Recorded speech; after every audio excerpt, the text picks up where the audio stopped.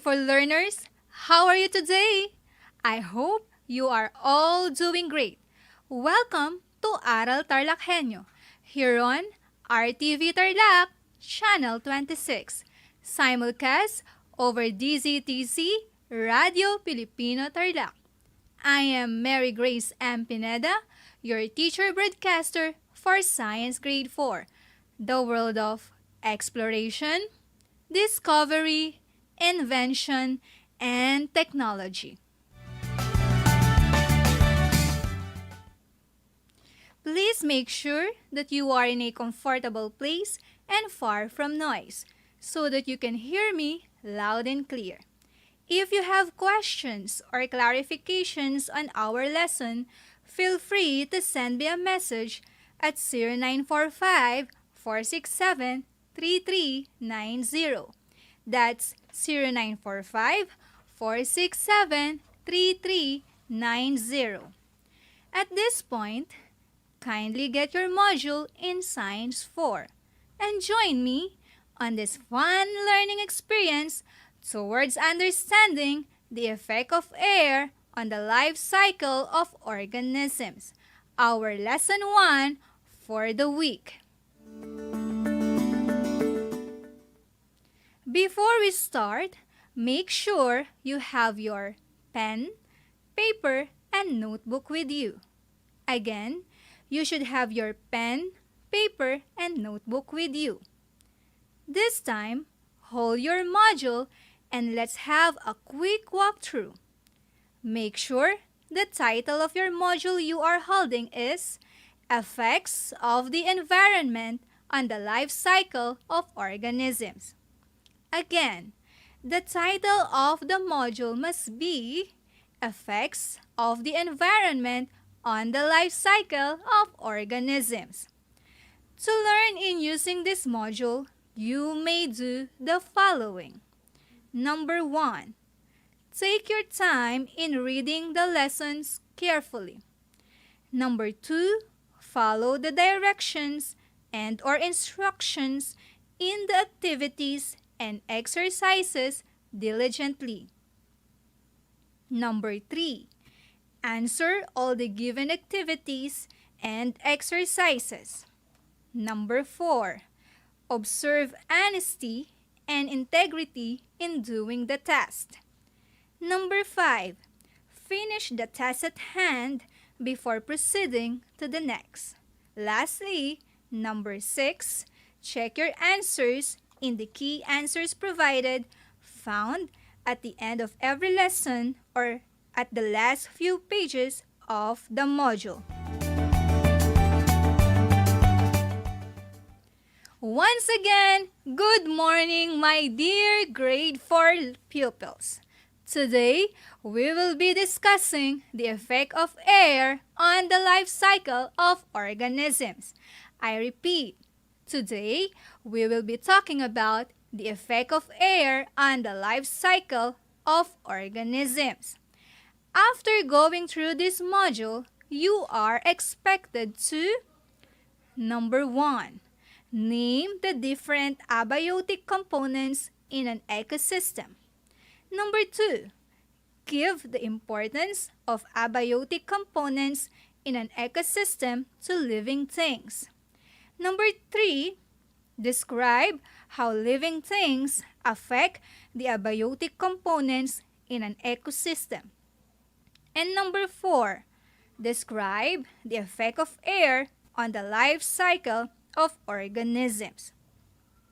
Before we move on with our lesson for today, let us see if you still can recall what you have learned in your previous topic. Turn your module on page 8.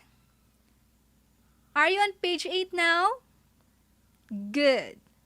Kindly get your pen and paper and answer the activity.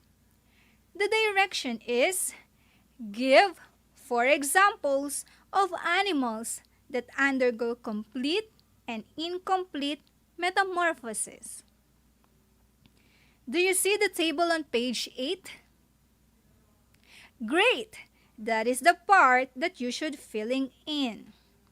On the left column, List down 4 examples of animals that undergo complete metamorphosis and incomplete metamorphosis on the right column. Write your answer in your answer sheets.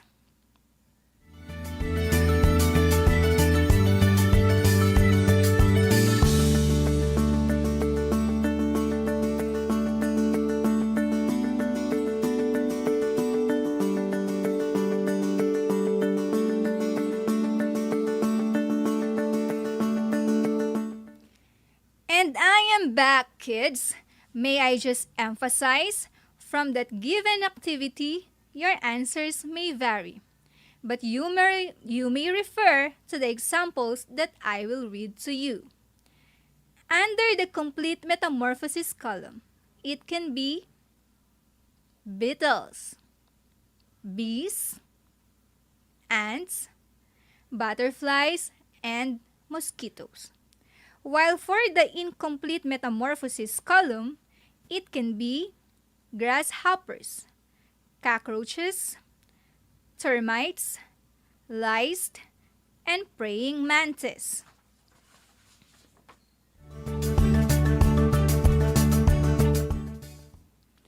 This time, kids, turn your modules on pages 6 to 7.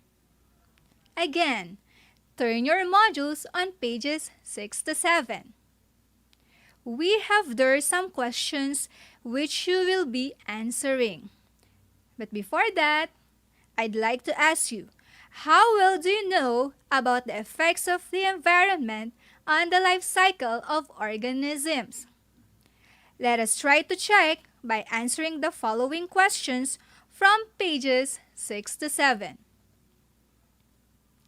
Read the questions carefully and write the letter of your choice on your science answer sheet or science activity notebook.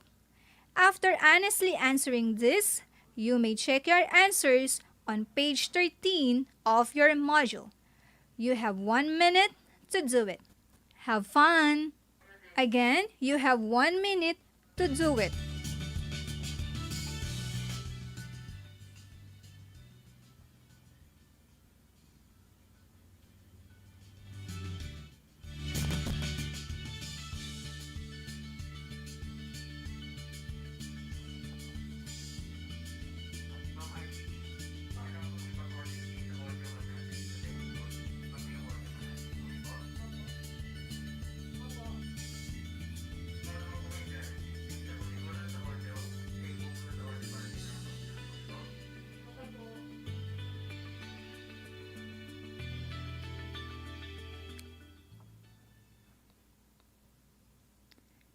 The time is up! Are you ready for the new lesson? Awesome! Let us study now on page 8. Again, flip your module on page 8. Let's get started! Living things constantly interact with their environment. Each kind of environment is made up of biotic or the living things and abiotic or the non-living things components that interact and depend on one another in different ways. Can you give an example of a biotic component? Absolutely correct! One of the abiotic components is air. Biotic components or living things like human, animals, and plants need air to survive. Air is made up of essential gases that living things need to endure. These include oxygen and carbon dioxide. Alright, now that you have learned the difference between the biotic and abiotic components of the environment, let us answer the activity on page 9. Are you on page 9? Great! Please prepare your pen, answer sheet, or science activity notebook. The science skills that you will need are observing, describing, and inferring. Are you ready? Let's go! Here is what you should do. Observe the given situation that happens in a city in Figure 1 on page 9.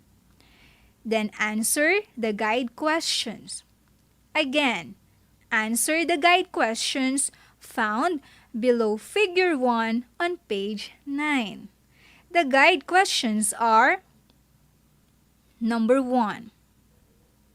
Describe the drawing. Number 2. Is living in the kind of place seen in the Figure 1 healthy or harmful to living things? Number 3. How do you think the situation seen in Figure 1 will affect the living things living in the area? With that, I will give you a minute to answer the given questions.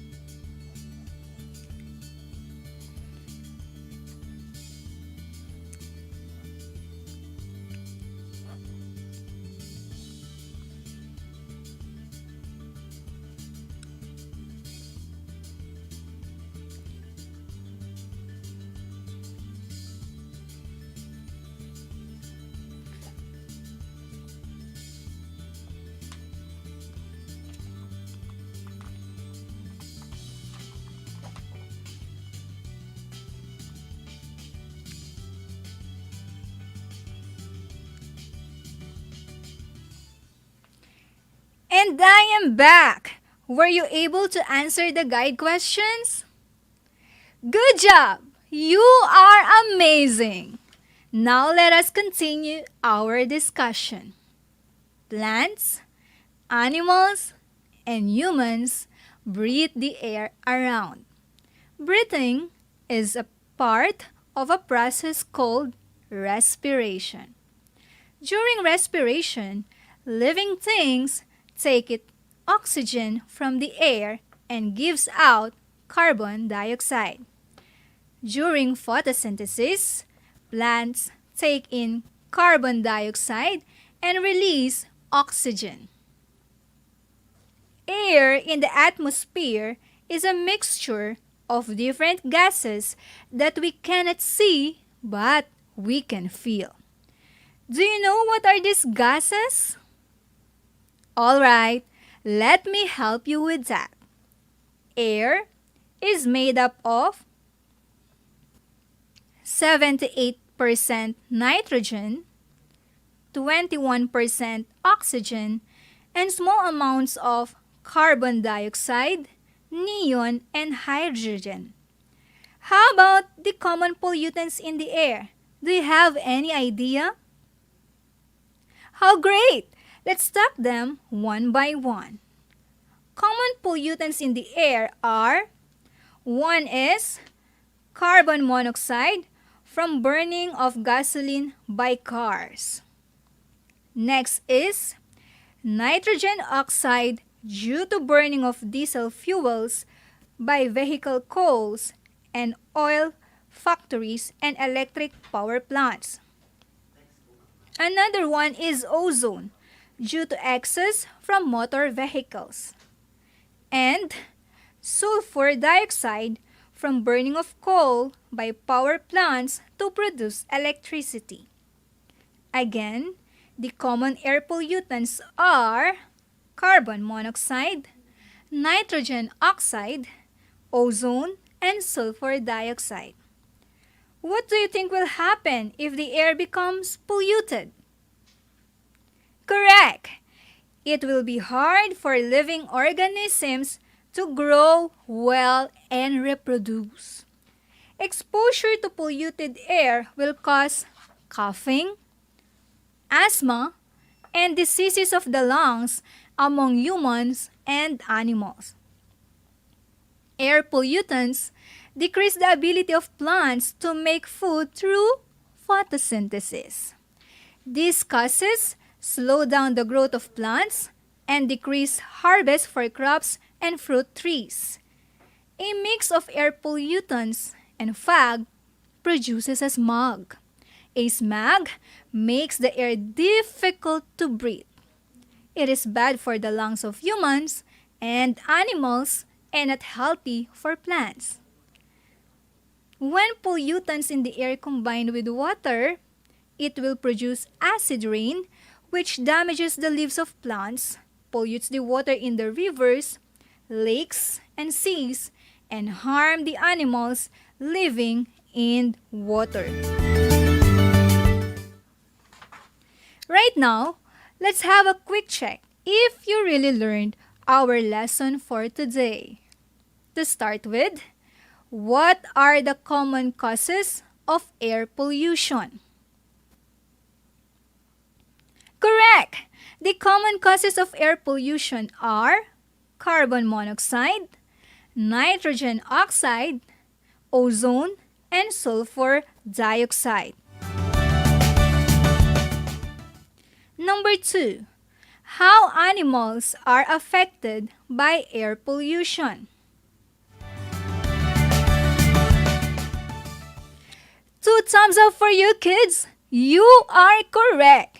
If the air becomes polluted, it will be hard for the animals to grow well and reproduce. Last question. In what way plants are affected when air is polluted? Perfect! Air pollutants decrease the ability of plants to make food through photosynthesis. A job well done for you, my dear grateful learners!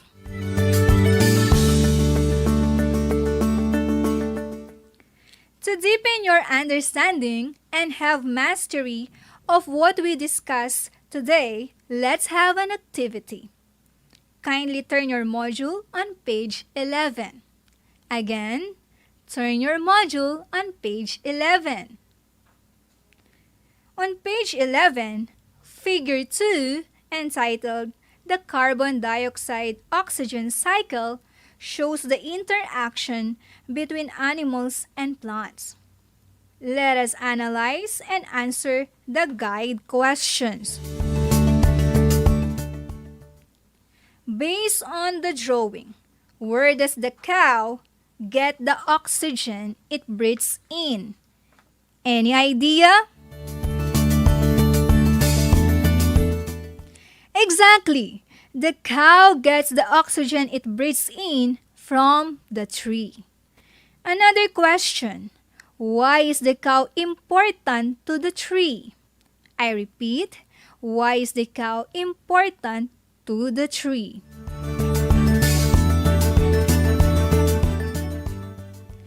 Right! The tree gets carbon dioxide from the cow, or the cow gives carbon dioxide to the tree. Last question. Oxygen produced by the tree is reduced by air pollution. How does low supply of oxygen can affect the cow?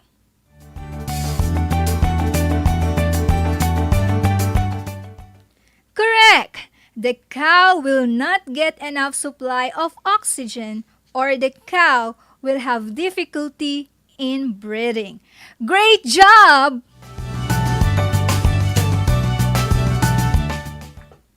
And now, to process what you have learned from the lesson, please answer what I have learned on page 12 of your module.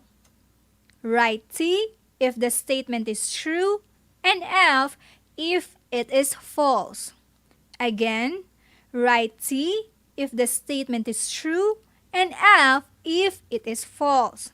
Write your answers in your answer sheet or science activity notebook. For number 1, oxygen makes up the biggest portion of the air in the atmosphere. True or false?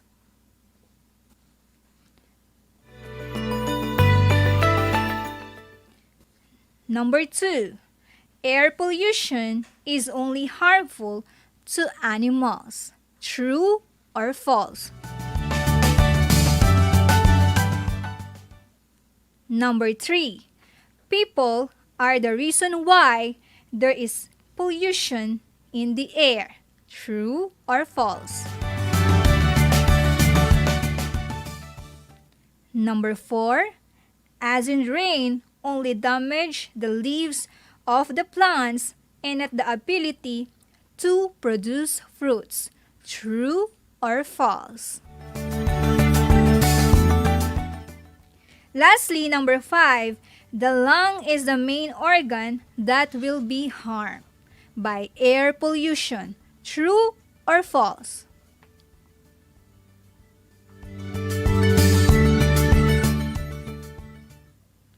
There you have it.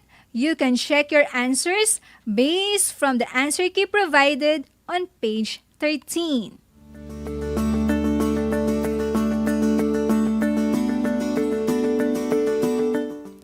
You are doing a great job, kids. I hope you fully understand the effect of air on the life cycle of organisms. If you have questions and clarifications, just tune in so you can learn more.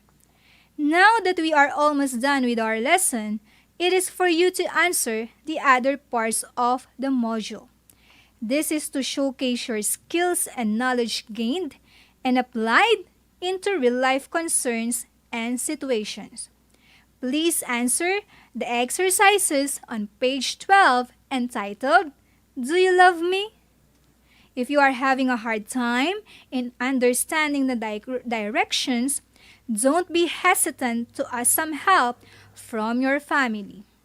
Again, get your module, pen, and paper. Write your name, grade and section, and the date for today. The date for today is February 2, 2021.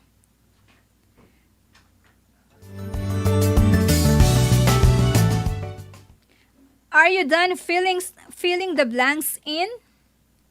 If so, make sure to check every item to see if there are parts you have forgotten to fill in.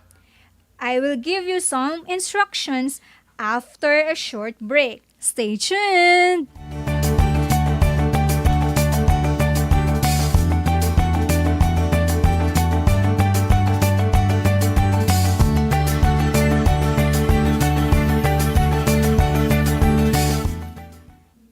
In connection to our lesson for today, may I share to you some facts about the air pollution condition here in our country, Philippines.